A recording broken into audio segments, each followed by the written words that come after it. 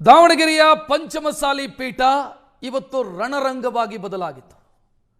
ಎರಡೂ ಕಡೆಯ ಭಕ್ತಾದಿಗಳು ಇವತ್ತು ಮಠದಲ್ಲಿ ಸೇರಿದರು. ಒಂದು ಕಡೆ ಲೆಕ್ಕ ಕೇಳಿದವರು, ಮತ್ತೊಂದು ಕಡೆ ಲೆಕ್ಕ ಕೊಡ್ತೀವಿ ಅಂತ ಹೊರಟು. ಟ್ರಸ್ಟಿಗಳು ವರ್ಸಸ್ ಸ್ವಾಮೀಜಿ ಅನ್ನುವಂಥ ಸ್ಥಿತಿ ಈಗಾಗಲೇ ನಿರ್ಮಾಣ ಆಗಿದೆ. ಇವತ್ತು ಲೆಕ್ಕ ಕೊಡೋದಕ್ಕೆ ಟ್ರಸ್ಟಿಗಳು ಬಂದಿದ್ರು, ಲೆಕ್ಕ ಕೇಳೋದಕ್ಕೆ ವಚನಾನಂದ ಶ್ರೀಗಳ ಬೆಂಬಲಿಗರು ರೆಡಿ ಇರಲಿಲ್ಲ, ತಯಾರಿರಲಿಲ್ಲ. ವಚನಾನಂದ ಶ್ರೀಗಳ ಲೆಕ್ಕ ಕೊಡಿ ಚಳವಳಿಗೆ ಟ್ರಸ್ಟಿಗಳು ಇವತ್ತು ಉತ್ತರ ಕೊಟ್ಟರು. 2008ರಿಂದ 26ರವರೆಗಿನ ಸುಮಾರು 18 ವರ್ಷದ ಲೆಕ್ಕ. ಆ ಲೆಕ್ಕವನ್ನ ಬಹಿರಂಗ ಸಮಾವೇಶದಲ್ಲಿ ಮುಂದಿಟ್ಟರು ಟ್ರಸ್ಟಿಗಳು. ನಾವು ಹೇಳ್ದಂಗೆ ಇವರು ಲೆಕ್ಕ ಕೊಡ್ತಾ ಇಲ್ಲ. ಇವತ್ತು 27ನೇ ತಾರೀಕು ನಮ್ಮ ಊರಲ್ಲೆಲ್ಲ ಮದುವೆಗಳಿದಾವೆ, ಭಕ್ತಾದಿಗಳು ಬಂದಿಲ್ಲ, ಲೆಕ್ಕ ಕೇಳೋರು ಬಂದಿಲ್ಲ. ಇವರು ಇದನ್ನೇ ಸಾಧಕವಾಗಿ ಬಳಸಿ ತಮಗೆ ಬೇಕಾದ ರೀತಿಯಲ್ಲಿ ಲೆಕ್ಕ ಕೊಡ್ತಾ ಇದ್ದಾರೆ ಅಂತ ಲೆಕ್ಕ ಕೇಳದವರೇ ಉಲ್ಟಾ ಹೊಡೆದ್ಬಿಟ್ರು. ಲೆಕ್ಕ ಕೇಳೋದಕ್ಕೆ ತಯಾರಿರಲಿಲ್ಲ. ಮತ್ತೊಂದು ಕಡೆಯಲ್ಲಿ ಲೆಕ್ಕವನ್ನು ಒಪ್ಪಿಸಲಾಯಿತು. 18 ವರ್ಷದ ಲೆಕ್ಕವನ್ನು ಒಪ್ಪಿಸಲಾಯಿತು. ಮಠಕ್ಕೆ ಎಷ್ಟು ಆದಾಯ ಬಂದಿದೆ, ಏನಾಗಿದೆ, ಎಲ್ಲೆಲ್ಲಿಂದ ಎಷ್ಟೆಷ್ಟು ಬಂದಿದೆ, ಯಾರು ಕೊಟ್ಟರು, ಏನು ಕೊಟ್ಟರು, ಏನೇನಾಯಿತು, ಇದನ್ನು ಟ್ರಸ್ಟಿಗಳು ತಮ್ಮ ವರ್ಷನ್ ಹೇಳಿಕೊಟ್ರು, ತಮ್ಮ ಆಯಾಮವನ್ನು ಹೇಳಿಕೊಟ್ರು, ಏನಾಗಿತ್ತು ಅನ್ನೋದನ್ನು ಹೇಳಿಕೊಟ್ರು. ಇದೆಲ್ಲದಕ್ಕೆ ಕಾರಣ ಆಗಿದ್ದು ನಿನ್ನೆ ನಡೆದಂಥ ಬೆಳವಣಿಗೆ. ಟ್ರಸ್ಟಿಗಳನ್ನೇ ಉಚ್ಚಾಟನೆ ಮಾಡಲಾಗಿತ್ತು. 3 ಟ್ರಸ್ಟಿಗಳನ್ನ BC ಉಮಾಪತಿ ಸೇರಿ ಇವತ್ತು BC ಉಮಾಪತಿಯವರೇ ಲೆಕ್ಕ ಕೊಟ್ಟರು. 18 ವರ್ಷದ ಲೆಕ್ಕ ಈ ರೀತಿ ಇದೆ ಅನ್ನೋದನ್ನ ಸಾರ್ವಜನಿಕರ ಮುಂದಿತ್ತು.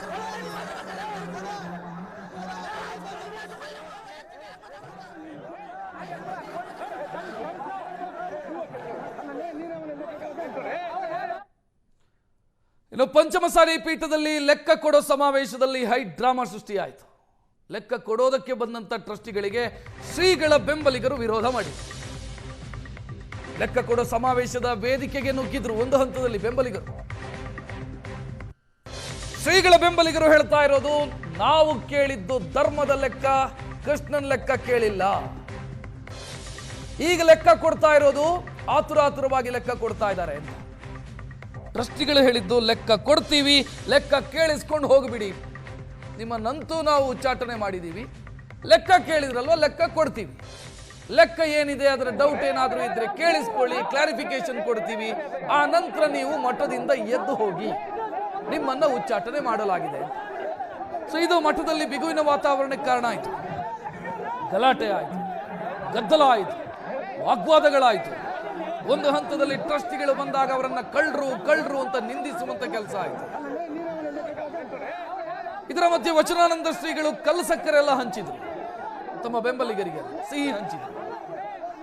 ಒಟ್ಟು ಗೊಂದಲದ ಗೂಡು. ಏನಾಗ್ತಿದೆ, ಯಾರ ಹಿಡಿತದಲ್ಲಿದೆ ಮಠ, ಏನಾಗ್ತಿದೆ ಒಂದು ಗೊತ್ತಾಗದಂತ ಪರಿಸ್ಥಿತಿ ನಿರ್ಮಾಣ ಆಯಿತು. ಲೆಕ್ಕ ಕೇಳಿದವರು ಲೆಕ್ಕ ಕೇಳಿಸ್ಕೊಳ್ಳೋದಕ್ಕೆ ರೆಡಿ ಇರಲಿಲ್ಲ. ಲೆಕ್ಕ ಕೊಡೋರು ಇವ್ರ ಜೊತೆ ಚರ್ಚೆ ಮಾಡೋದಕ್ಕೆ ರೆಡಿ ಇದೆ. 2 ಗುಂಪುಗಳ ಮಧ್ಯೆ ವಾಗ್ವಾದ ನಡೆದು ಕೊನೆಗೆ ಲೆಕ್ಕ ಕೊಡುವಂತ ಕಾರ್ಯಕ್ರಮ ಸಂಪನ್ನ ಆಯಿತು.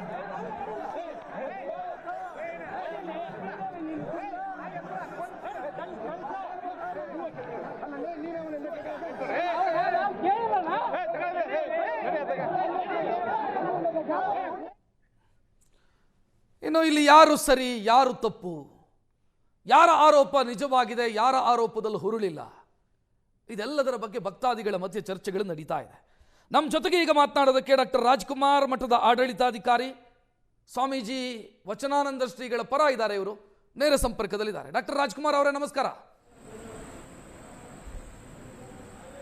ನಮಸ್ಕಾರ ಸರ್. ನಮಸ್ಕಾರ. ಲೆಕ್ಕ ಕೇಳಿದ್ರಿ, ಲೆಕ್ಕ ಕೊಟ್ರು, ನೀವೇ ತಾನೇ ಲೆಕ್ಕ ಕೇಳಿದ್ದು? ಹೌದು ಹೌದು. ಈಗ ಮತ್ತೆ ಲೆಕ್ಕ ಕೊಡೋದಕ್ಕೆ ಯಾಕೆ ವಿರೋಧ ಹೌದ್ರಿ? ಲೆಕ್ಕವನ್ನ ನಾವು ಕಳೆದ 4 ತಿಂಗಳಿಂದ ಕೇಳ್ತಾ ಇದ್ದೀವಿ, ಡಿಸೆಂಬರ್ ತಿಂಗಳಿಂದನೇ. ಇವರು ಲೆಕ್ಕ ಕೊಡ್ತೀವಿ ಅಂತೇಳಿ ಅವಾಗ್ಲಿಂದನೂ ಹೇಳ್ಕೊಂಡ್ ಬಂದಿದ್ದಾರೆ. ಲೆಕ್ಕವನ್ನ ಇವತ್ತು ಅವ್ರು ಹೇಳ್ದಂಗೆನೆ 2008ರಿಂದ 26ವರೆಗೆ ಅಂದ್ರೆ 18 ವರ್ಷದ ಲೆಕ್ಕ. ಸನ್ಮಾನ್ಯ ಪ್ರಧಾನ ಧರ್ಮದರ್ಶಿಗಳಾದಂಥ BC ಉಮಾಪತಿಯವರು ಉದ್ಯಮಿಗಳು ಇದ್ದಾರೆ, ಒಂದು ಕೋಆಪರೇಟಿವ್ ಬ್ಯಾಂಕಿನ ಅಧ್ಯಕ್ಷರಾದಂಥವ್ರು ಇದ್ದಾರೆ, ಸಂಘ ಸಂಸ್ಥೆ ಈ ಥರದ ಅನೇಕ ಟ್ರಸ್ಟ್ಗಳಲ್ಲಿ ಅಧ್ಯಕ್ಷರಾಗಿದ್ದಾರೆ. ಹಾಗಿರೋರು ಲೆಕ್ಕ ಕೊಡಬೇಕಾದ್ರೆ ಒಂದು ರಿಟರ್ನ್ ಸ್ಟೇಟ್ಮೆಂಟ್, ಅದು 18 ವರ್ಷದ್ದು ಮಾಡಬೇಕಾದ್ರೆ ರಿಟರ್ನ್ ಸ್ಟೇಟ್ಮೆಂಟನ್ನು ತಂದುಬಿಟ್ಟು ಅಕ್ರಾಸ್ ದಿ ಟೇಬಲ್ ಇಡಬೇಕು, ಇದರ ಬದಲೇ ಇಡಬೇಕು. ಅದು ಬಿಟ್ಬಿಟ್ಟು ಇವರು ಒಂದು ಫ್ಯೂಡಲಿಸ್ಟಿಕ್ ಆಟಿಟ್ಯೂಡ್ನಲ್ಲಿ ಊಳಿಗೆ ಮಾನ್ಯ ಪದ್ಧತಿಯಲ್ಲಿ ಇವತ್ತು ಕೂಡ ಬರಾಬರಿ ಒಂದು ಪೋಡಿಯಂನಂತಹ ಸ್ಟೇಜನ್ನು ಹಾಕ್ಕೊಂಡ್ಬಿಟ್ಟು ಅಲ್ಲಿಂದ ಒಂದಿಷ್ಟು ಬ್ಯಾರಿಕೇಡ್ ಹಾಕಿ ಅದರ ಹಿಂದ್ಗಡೆಗೆ ಲೆಕ್ಕ ಕೊಡೋದಕ್ಕೆ ಬಂದಿರುವಂಥದ್ದು ಅತ್ಯಂತ ವಿಡಂಬನಾತ್ಮಕ. ಅದರ ಜೊತೆಗೆ ಕೇವಲ 2 ದಿವಸ ಶನಿವಾರ ಹೇಳ್ತಾರೆ ನಾವು ಲೆಕ್ಕ ಕೊಡ್ತೀವಿ ಅಂತ ಮಾಧ್ಯಮದಲ್ಲಿ. ನಮ್ಮ ಲೆಕ್ಕ ಕೇಳುವ ಸಮಿತಿಯ ರಾಜ್ಯಾಧ್ಯಕ್ಷರು ಏನು ಫಲಾನುಭವಿಗಳ ಸಂಘದ ಅಧ್ಯಕ್ಷರು ಪರಮೇಶ್ವರ ಗೌಡ್ರು ಇದ್ದಾರೆ, ಅವರು ಕಳೆದ ತಿಂಗಳು 13ನೇ ತಾರೀಕೆ ಪತ್ರ ಬರೆದು ನಮಗೆ ಈ ಲೆಕ್ಕವನ್ನು ಕೊಡಬೇಕು, ಪಾರದರ್ಶಕವಾಗಿರಬೇಕು ಮತದಾಡಳಿತ, ₹1 ಬಂದರೂ ರಸೀದಿ, ₹1 ಬಂದರೂ ವೋಚರು, ಅದಕ್ಕೆ ಏನು ಸರಿಯಾದಂಥ ಉತ್ಪಾದಕತೆ ಉಪಯುಕ್ತತೆ ಆಗಿದೆಯಾ ಅಂತ ಕೇಳಿ ಡಾಕ್ಟರ್ ರಾಜ್ಕುಮಾರ್ ಅವರೇ, ಸಮಾವೇಶದಲ್ಲಿ ಲೆಕ್ಕ ಕೊಡುವಂತ ಧೈರ್ಯ ತೋರಿಸ್ತಾರೆ ಅಂತ ಆದ್ರೆ ಅವರಲ್ಲಿ ಪಾರದರ್ಶಕತೆ ಇದೆ ಅಂತ ತಾನೇ ಅರ್ಥ. ಸಾರ್ವಜನಿಕ ಸಮಾವೇಶ ಎಲ್ಲರೂ ಇದ್ರು, ಅಲ್ಲಿ ನೀವು ಹೋಗಬಹುದಿತ್ತು ತೋರಿಸೋದಕ್ಕೆ. ಇಲ್ಲ ನಮಗೆ ಕರೆದೇ ಇರಲಿಲ್ಲ, ಅವರು ಕರೆದೇ ಇರಲಿಲ್ಲ. ನಮಗೆ ಯಾವುದೇ ಒಂದು ಪತ್ರ ವ್ಯವಹಾರ ಆಗಲಿ, ಕೊನೆ ಪಕ್ಷ ಒಂದು ಫೋನು ವಾಟ್ಸಪ್ ಮೆಸೇಜರೇ ಪ್ರಧಾನದರ್ಶಿಗಳು ಅಥವಾ ಕಾರ್ಯದರ್ಶಿ ಹಾಕಿದ್ರೆ ನಾವು ಕೂಡ ನಮ್ಮ ಸಮಯಾನುಕೂಲ 2 ದಿವಸದಲ್ಲಿ ಹೆಂಗ್ರಿ ಬರೋಕ್ಕಾಗತ್ತೆ.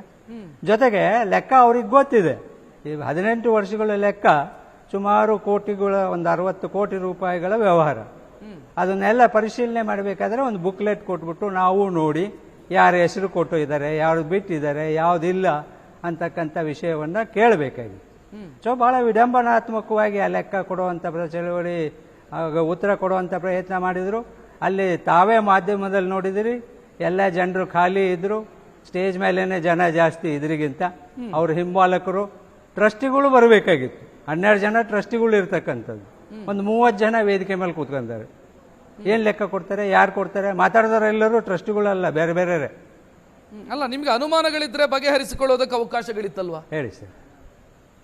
ಅದು ಬಹಿರಂಗ ಕಾರ್ಯಕ್ರಮ ಆಗಿರೋದ್ರಿಂದ ಕೊಟ್ಟಿದ್ರೆ ಹೋಗಿ ನೀವು ಕೇಳಬಹುದಿತ್ತು, ನೋಡ್ರಿ ಇಲ್ಲಿ ತಪ್ಪಾಗಿದೆ, ಈ ಲೆಕ್ಕದಲ್ಲಿ ತಪ್ಪಾಗಿದೆ, ಇಲ್ಲಿ ಅಕ್ರಮ ಆಗಿದೆ, ಇಲ್ಲಿ ಅವ್ಯವಹಾರ ಆಗಿದೆ, ಕೇಳಬಹುದಿತ್ತು. ನಿಮ್ಗೆ ಎಕ್ಸ್ಪೋಸ್ ಮಾಡೋದಕ್ಕೆ ಅವಕಾಶ ಇತ್ತು, ಎಕ್ಸ್ಪೋಸ್ ಮಾಡೋದಕ್ಕೆ ಅವಕಾಶ ಇತ್ತು. ಲೆಕ್ಕ ಕೊಡ್ರಿ ಅಂದ್ರೆ ಅಲ್ಲಿ ಬರೀ ಭಾಷಣವನ್ನೇ ಮಾಡಿದ್ರು, ಅವರು ಭಾಷಣಗಳನ್ನೇ ಮಾಡಿದ್ರು.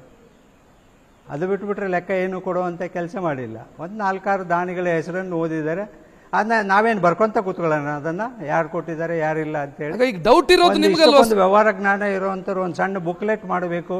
ಅಲ್ಲ ಡಾಕ್ಟರ್ ರಾಜ್ಕುಮಾರ್ ಅವರೇ, ಡೌಟ್ ಇರೋದು ನಿಮಗೆ, ಬುಕ್ಲೆಟ್ ಕೊಡಬೇಕಾಗಿತ್ತಲ್ಲ. ಅವರು ಅಕ್ರಮಗಳಾಗಿದೆ, ಅವ್ಯವಹಾರ ಆಗಿದೆ ಅನ್ನುವಂತ ಡೌಟ್ ನಿಮಗಿದೆ.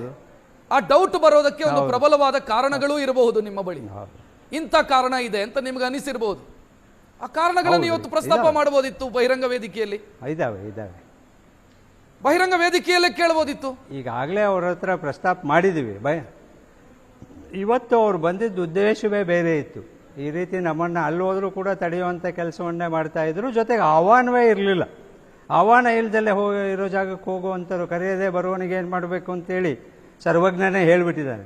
ಸೊ ಅದನ್ನೇ ಮಾಡ್ತಿದ್ರು.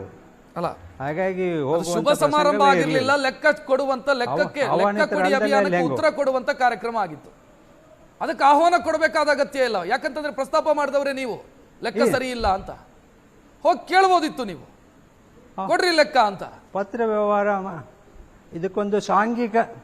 ಇದಕ್ಕೊಂದಕ್ಕೆ ಸಾಂಘಿಕ ಸ್ವರೂಪ ಇದೆ.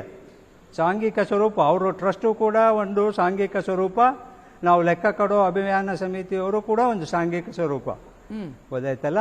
ಹಾಗಿರ್ಬೇಕಾದ್ರೆ ಅದಕ್ಕೆ ಈಗ ನೀವೇ ನೋಡಿದಿರಿ, ಒಂದು ಬ್ಯಾಂಕಿನ ವಾರ್ಷಿಕ ಲೆಕ್ಕಪತ್ರ ಕೊಡ್ಬೇಕಾದ್ರೂ ಒಂದು ಬುಕ್ಲೆಟ್ ಇರುತ್ತೆ. ಗೊತ್ತಾಯ್ತಾ? ಒಂದು ಸಣ್ಣ ಸೊಸೈಟಿ ಮಾಡಿದ್ರು ಕೂಡ ಇವತ್ತೊಂದು ಬುಕ್ಲೆಟ್ ಇರುತ್ತೆ. ಅಂಥದ್ರಲ್ಲಿ 18 ವರ್ಷದ್ದು, ನಾನು ಆಗ್ಲೇ ಹೇಳ್ದಂಗೆ ಉಮಾಪತಿಯವರೇನು ಆರ್ಥಿಕ ವ್ಯವಹಾರಗಳ ಕೊರತೆ ಇರತಕ್ಕಂಥ ಅಜ್ಞಾನಿ ಅಲ್ಲ. ಕೋಟ್ಯಾಂತರ ರೂಪಾಯಿ ವ್ಯವಹಾರ ಮಾಡ್ತಕ್ಕಂಥವ್ರು, ಒಂದು ದಾವಣಗೆರೆ ಅರ್ಬನ್ ಬ್ಯಾಂಕಿನ ಅಧ್ಯಕ್ಷರು, ಈಗ ಹಾಲಿ ಡೈರೆಕ್ಟರ್ ಇರ್ತಕ್ಕಂಥವ್ರು, ಅನೇಕ ಸಂಸ್ಥೆಯಲ್ಲಿ ಡೈರೆಕ್ಟರ್ ಇರೋರಿಗೆ ಲೆಕ್ಕ ಕೊಡೋ ಪದ್ಧತಿ ಗೊತ್ತಿಲ್ವಾ? ಅದು ಒಂದು ಪುಸ್ತಕ, ಒಂದು ರಿಟರ್ನ್ ಡಾಕ್ಯುಮೆಂಟ್ ಬೇಕಾಗುತ್ತೆ ಅದನ್ನು ಪರಿಶೀಲನೆ ಮಾಡ್ಲಿಕ್ಕೋಸ್ಕರ. ಅವ್ಯವಹಾರವಾಗಿದೆ ಅನ್ನೋದಕ್ಕೆ ಸಾಕಷ್ಟು ಡಾಕ್ಯುಮೆಂಟ್ ಈಗಾಗಲೇ ಕೊಟ್ಟು ಬಿಟ್ಟಿದ್ದೀವಿ, ಮಾಧ್ಯಮದಲ್ಲೂ ಬಂದಿದೆ, ಇವತ್ತು ಅವ್ರ ಭಾಷಣದಲ್ಲೂ ಒಪ್ಕೊಂಡ್ಬಿಟ್ಟಿದ್ದಾರೆ. ಅವ್ಯವಹಾರ ಆಗಿರುವಂಥದ್ದು. ಎಷ್ಟು ಮಟ್ಟಿಗೆ ಒಪ್ಕೊಂಡ್ರಪ್ಪ ಅಂದರೆ ನಾನು ಲೈವ್ ಕೇಳ್ತಾ ಇದ್ದೆ. ಒಂದು ಕಡೆ ಅರ್ಜೆಂಟ್ ಆಗಿತ್ತು, ನಾವು ಅದಕ್ಕೋಸ್ಕರ 10 ಕೋಟಿ ರೂಪಾಯಿ ಮಂಜೂರು ಮಾಡಿಸ್ಕೊಳ್ಳೋಕ್ಕೆ ಒಂದು ಕವರಿಂಗ್ ಲೆಟ್ರನ್ನು ಬರೆದ್ವಿ, ಅದ್ರಾಗ ಅನಿವಾರ್ಯವಾಗಿ ಫೋರ್ಜರಿ ಮಾಡಿದ್ದೀವಿ ಟ್ರಸ್ಟಿಗಳು ಸೈನ ಅಂತೇಳಿ ಬಹಿರಂಗವಾಗಿ ಒಪ್ಕೊಂಡಾರೆ. ಗೊತ್ತಾಯ್ತಾ? ಆಮೇಲೆ ಕೆಲವರು ದುಡ್ಡೆಲ್ಲ ಹೆಸರೇ ಬರ್ಕೊಂಡಿಲ್ಲ, ನಾವು ಇನ್ನೂ ಯಾರು ಬಿಟ್ಟಿದ್ರೆ ತೊಗೊಂಬರ್ಲಿ, ಕೊಟ್ಟರೆ ತಾನೆ ಯಾರು ಬಿಟ್ಟಿದ್ರೆ ಅನ್ನೋದು ಒಂದು ಪಟ್ಟಿ ಕೊಟ್ಟರೆ ತಾನೆ. ಸೊ ಹೀಗೆ ಅಲ್ಲಿ ಅದ್ರ ಜೊತೆಗೆ ಇವತ್ತು ಅವ್ರೇನು ಲೆಕ್ಕ ಕೊಟ್ಟಿರದ ಅವಧಿ ಇದೆ ಅದರಲ್ಲಿ ಕೇವಲ ಒಂದು 10 ಪೈಸದಷ್ಟು ಲೆಕ್ಕಕ್ಕೆ ಕೊಟ್ಟರೆ ಉಳಿದದ್ದವ್ರನ್ನ ಎಲ್ಲವರನ್ನ ತೇಜಾವಧೆ ಮಾಡುವುದಕ್ಕೇ ಉಪಯೋಗಿಸಿದ್ರು. ಅದು ನಮ್ಮ ಲೆಕ್ಕಪತ್ರ ಸಮಿತಿ ಅಧ್ಯಕ್ಷರಿಗಿರ್ಬೋದು, ಪೂಜ್ಯರ ವಿಷಯ ಲೆಕ್ಕ ಕೊಡೋಕೆ ಬಂದವರು ಪೂಜ್ಯರ ವಿಷಯ ಯಾಕೆ ಮಾತಾಡಿದ್ರು? ಲೆಕ್ಕ ಕೊಟ್ಟೋಕೆ ಬಂದವರು ಆಡಳಿತಾಧಿಕಾರಿ ಹೋಗಿ ಸುಳ್ಳೆ ಆಸ್ಪತ್ರೆಗೆ ಸೇರಿದ ಅಂತ ಹೇಳಿ ಯಾಕೆ ಹೇಳಕ್ ಹೋದ್ರೆ ಏಕವಚನ ಬಳಸೋ ಅಷ್ಟರ ಮಟ್ಟಿಗೆ ಹೋಗಿದಾರಲ್ಲ ಉಮ್ಮಣ್ಣರು. ಇದು ಸರಿಯಾ?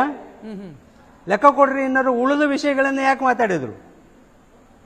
ಈಗ ಅಷ್ಟಕ್ಕೊಂದು ಸಂಕ್ಷಿಪ್ತ ಲೆಕ್ಕ ಇದ್ರೆ ಮೂರನೇ ವ್ಯಕ್ತಿಯಾಗಿ ನೋಡಿದಂತ ಸಂದರ್ಭದಲ್ಲಿ